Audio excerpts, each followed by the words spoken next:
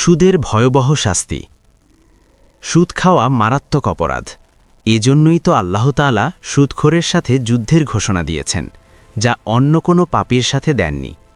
আল্লাহ তাআলা বলেন, হে ঈমানদারগণ, তোমরা আল্লাহ তাআলাকে ভয় করো এবং সুদের যা অবশিষ্ট রয়েছে তা বর্জন করো, যদি তোমরা মুমিন হওয়ার দাবি করে থাকো। আর যদি তোমরা তা না করো, তাহলে আল্লাহ তাআলা ও তদীয় রাসূলের সাথে যুদ্ধের জন্য প্রস্তুত হয়ে যাও। বাকারা 278-279। রাসূল সাল্লাল্লাহু আলাইহি ওয়াসাল্লাম সুদের সাথে সম্পৃক্ত 4 প্রকারের লোককে সমভাবে দোষী সাব্যস্ত করেন।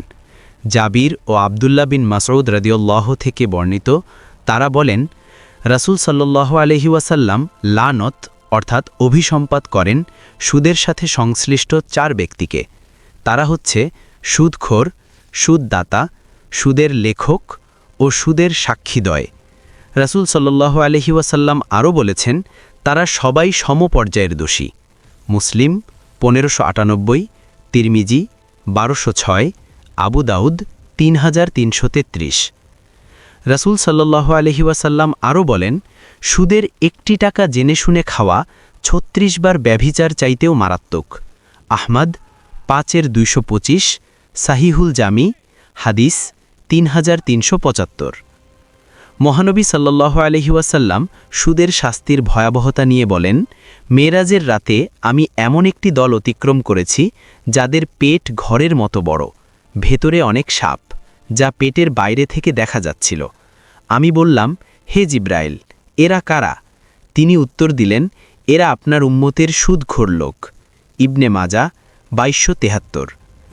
নবী সাল্লাল্লাহু আলাইহি ওয়াসাল্লাম আরও বলেন, আমরা অর্থাৎ আমি, জিব্রাইল আলাইহিসসালাম ও মিকাইল আলাইহিসসালাম চলতে চলতে একটি রক্ত নদীর পাড়ে পৌঁছলাম।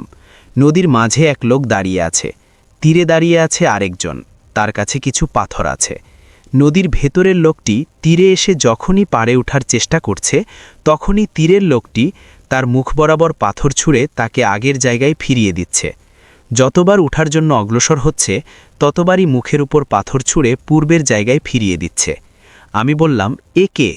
তারা অর্থাৎ জিব্রাইল আলাইহিসসালাম ও মিকাইল আলাইহিসসালাম উত্তর দিলেন, নদীর ভেতরের লোকটি একজন সুদখোর। বুখারী 20085। আল্লাহ আমাদের সুদ থেকে বেঁচে থাকার তৌফিক দান করুন।